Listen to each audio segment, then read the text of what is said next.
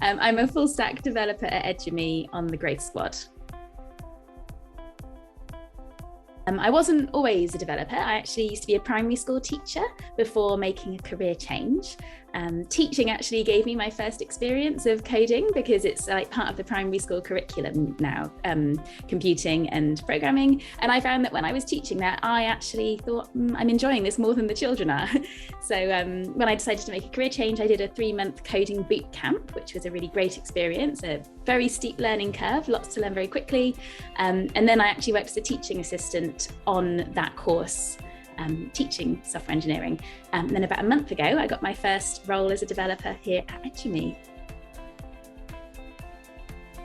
So life of a full stack developer isn't exactly what I thought it was going to be before I got into software development. I thought it would be more of a solitary job, but actually there's so much teamwork, so much collaboration. You're never working in a little bubble in your own, in my experience. You're working as part of a team, you're setting priorities together, planning things together, reviewing each other's code. So in a typical day, so that there'll almost definitely be meetings with different people, deciding where you're heading. You'll be developing new features. You'll also probably be fixing bugs most days, reviewing code that other people in your team have written. And we also do quite a lot of pair programming where you work with another developer to write some code together. I would say if you want to become a full stack developer, there are lots of reasons why you might want to get into it. But I think the number one thing is that you've got to really enjoy coding. You've got to love doing it because it's what you do all day. So if you're considering it, I would say look at all of the resources that are out there. There are so many things out there to help you learn programming. There are so many people wanting to do it. So there's learning platforms like Code Academy and Free Code Camp. There's games, tutorials, videos, however you learn best, there's something out there.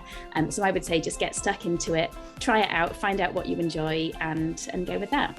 I'd say also you've got to really enjoy learning. It's an industry which does move constantly. There's always new technologies coming out, new things to learn. So you've got to be somebody who enjoys learning new things too.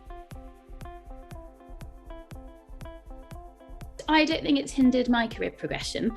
I think one thing that is infamous among software developers is that feeling of imposter syndrome, which is extremely common, in all industries, but I think among developers there's a huge problem with that. And I think that maybe as a woman in a very male-dominated industry, that can sort of add to that. However, since I've been at eduMe, I've not felt that that's been a problem at all.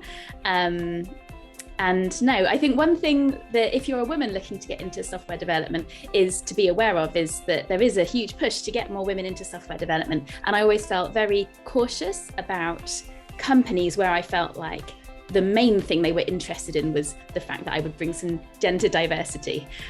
So I would say, look out for that and make sure that you're being appreciated for all the fantastic talents that you're bringing.